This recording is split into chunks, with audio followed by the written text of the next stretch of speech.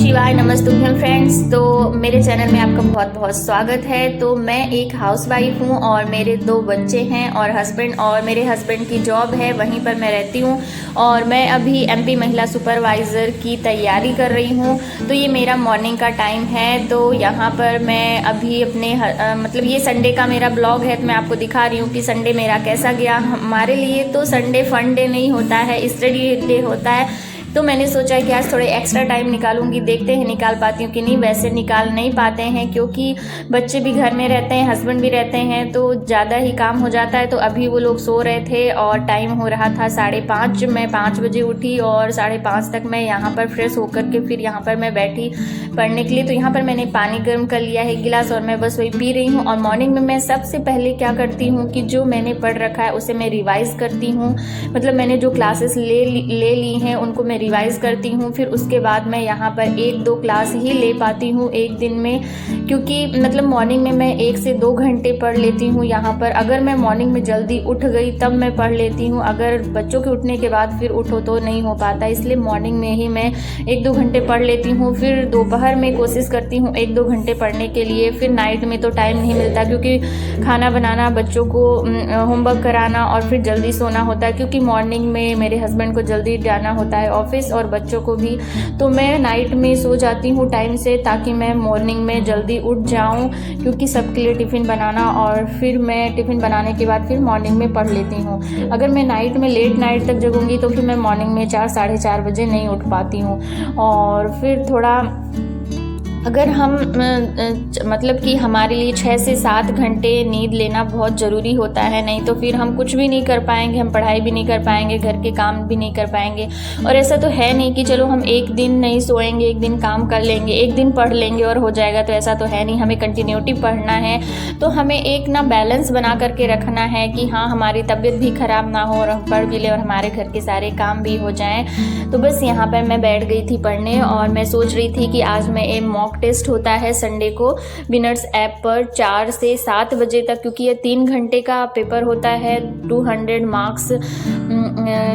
Marks का 3 घंटे paper होता है। और तो यहाँ पर मैं सोच रही हूँ कि आज मैं टेस्ट दे लूँगी, देखती हूँ। वैसे मेरे लिए नामुमकिन है 3 घंटे बैठना, वो भी बच्चों और हस्बैंड के रहते हुए बिना उठे मैं 3 घंटे बैठ लूँ। देखते हैं, कोशिश तो करूँगी, आज मैं टेस्ट तो दूँगी ही, भले मुझे बीच में ही उठना क्यों ना पड़े, बट हाँ टेस्ट मैं दूँगी। और आप लोग लास्ट तक देखिएगा, मैं आपको बताऊँगी कि मेरे स्कोर क्या रहे, क्योंकि ये मेरा फर्स्ट मतलब टेस्ट होगा। इससे पहले ना तो मैंने ऑफलाइन मतलब मेरे पास बुक्स भी नहीं है, मैं सिर्फ मतलब मैंने जो कोर्स परचेस किया है ऑनलाइन उसी से मैं पढ़ती हूँ, उसी से नोट्स बनाती हूँ और फिर उसी को रिवाइज़ करती हूँ। तो यहाँ पर मेरे मतलब ऑफलाइन मुझे मॉक टेस्ट देने के लिए अभी तक मैंने कुछ लिया नहीं है, तो बस आज ही मेरा फर्स्ट होगा। तो ये यहाँ पर देखिए, ये सामान्य ज्ञान एवं तर्क शक्ति जो हमारा जीएस वाला भाग है। तो ये देखिए रीजनिंग में क्या क्या आएगा: दिशा, दूरी, रक्त संबंध, वर्णमाला परीक्षण, कोडिंग, डिकोडिंग, सीरीज, न्याय, निगमन, लुप्त संख्या ज्ञात करना, बेनार सादृश्यता, क्लासिफिकेशन, नॉन वर्बल, और मतलब कि इतना ही पढ़ना है। और फिर मैथ्स का ये सामान्य अंक, गणित, दशमलव, प्रतिशत, अनुपात एवं ब्याज, मतलब कि ऐसा नॉर्मल सा ही आएगा, ज़्यादा कठिन इसमें नहीं आएगा। तो हमें बस इतना ही पढ़ना, ये ग्राफ, आंकड़ों की पहचान, ये सब करना है। तो यहाँ पर मैंने पहले सिलेबस लिख रखा है और ये क्लास ले रखा है, जैसे कि क्लास में ट्रिक्स वगैरह बताते हैं, शॉर्ट ट्रिक्स वगैरह बताते हैं सॉल्व करने के लिए। तो बस मैं वहीं पर इसको यहाँ पर थोड़ा सा रिवाइज कर रही थी, क्योंकि टेस्ट मैथ्स रीजनिंग ऐसा सब्जेक्ट होता है जहाँ पर जो आपके नंबर होते हैं वो सॉलिड होते हैं, मतलब कि आपको पता चल जाता है कि हाँ ये सही है तो इसमें मिलेगा ही। और इसमें जो मैथ्स और रीजनिंग आनी है वो बहुत ही सिंपल आनी है। तो आप अगर आप स्टडी कर रहे हैं तो पहले इसको कवर कर लें, इसके जो भी हैं और ट्रिक्स वगैरह, और तो मतलब कि थोड़ा अच्छा रहेगा। इससे कम मतलब हमें स्कोर करने में, मार्क्स स्कोर करने में हमें अच्छा रहेगा।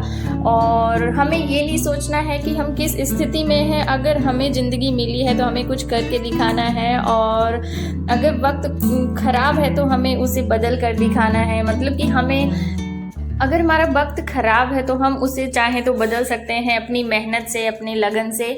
तो यहाँ पर आप जब भी टाइम निकाल पाएँ तब निकाल लें, और बस एक ही इम्पॉर्टेंट चीज़ है कि आप अपनी कंटिन्यूटी बरकरार रखें। और मैं बता दूँ तो मेरे घर में अभी मतलब कि आने वाले मंथ में अप्रैल में शादी है, तो यहाँ पर अब देखती हूँ कि मैं अपनी कंटिन्यूटी कैसे बनाए रख सकती हूँ। बट मैं कोशिश करूँगी कि मैं 1 घंटे 2 घंटे डेली टाइम ज़रूर निकालूँ, तो ताकि मेरा जो सिलेबस, तो मेरी जो क्लासेस हैं वो तो बहुत लेट हो जाएंगी। मैं 1-1.5 महीने बाद ही सारी क्लासेस ले पाऊँगी, बट रिकॉर्डेड रहेंगी तो फिर मैं उसके बाद लूँगी यहाँ पर।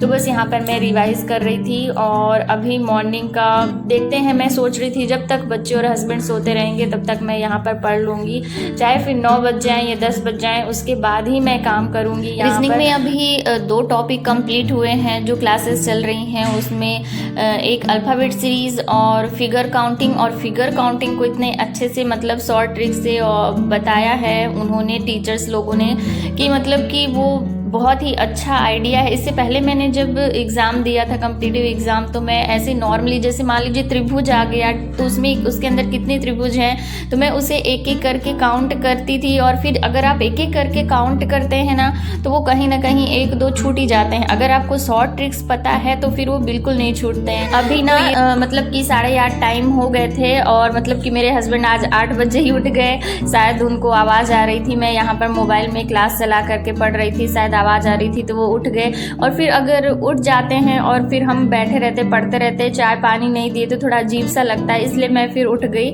और बस उनको पानी दिया और यहाँ पर चाय बना रही थी। अब सोच रही हूँ कि अब पूरा घर का काम निपटा ही लेती हूँ और खाना वगैरह, और फिर उसके बाद देखूँगी अगर टाइम मिलता है दोपहर में तो फिर देखूँगी। और मतलब कि इतना तो मुझे टाइम लग ही जाएगा। और आज जैसे संडे है तो मैं सोच रही हूँ कि कुछ थोड़ा सा एक्स्ट्रा काम कर लूँ, जैसे कि क्लीनिंग वगैरह। जैसे कि क्या होता है कि और जो डेज होते हैं उनमें तो खाने की जल्दी होती है, जल्दी जल्दी टिफ़िन बनाओ ये करो, बट संडे को थोड़ा हम डिले भी खाना बना लेते हैं तो चलता है, अगर ऐसे थोड़े बहुत नाश्ता कर लेते हैं। तो मैंने सोचा कि ये जो ब्लैंकेट है ये हमने ठंडी में निकाला था, तो इसको मतलब अभी तक हम ओढ़ रहे थे, थोड़ा जो मौसम था वो ठंडा था, तो अब गर्म हो गया, हमें फ़ैन चलाना पड़ता, अब तो चादर में भी काम चल जाता है। तो इसको सोचा कि धो करके सुखा करके इसको रख देते हैं।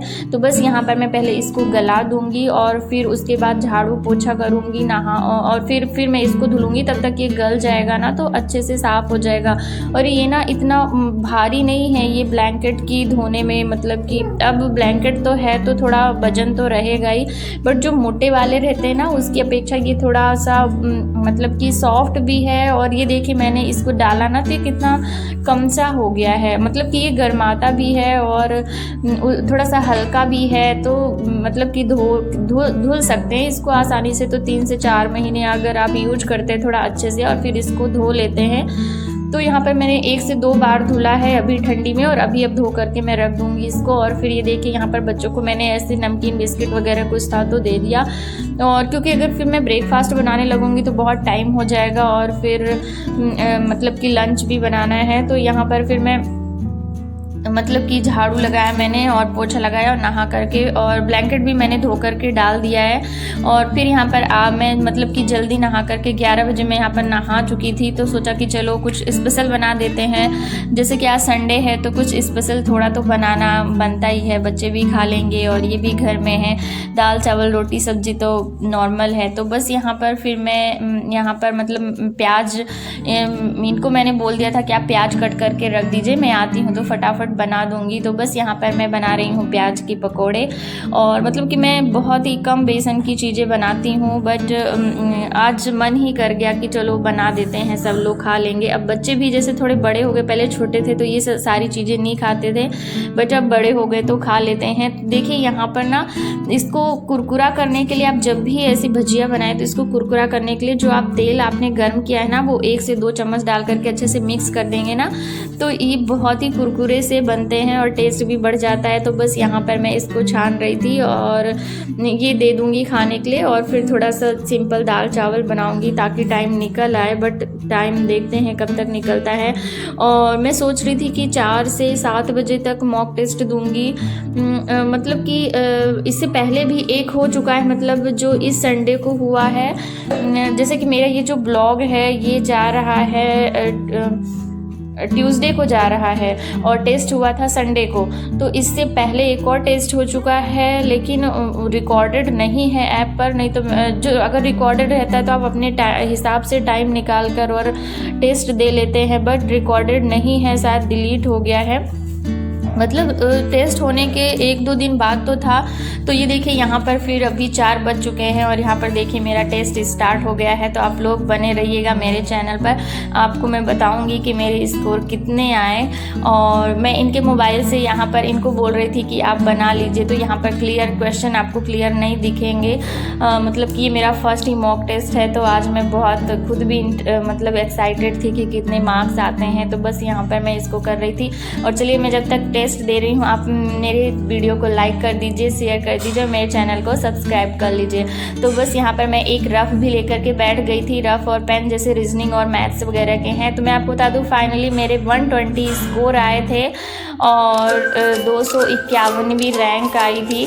तो चलो हो गया, ठीक ठाक थे। तो चलिए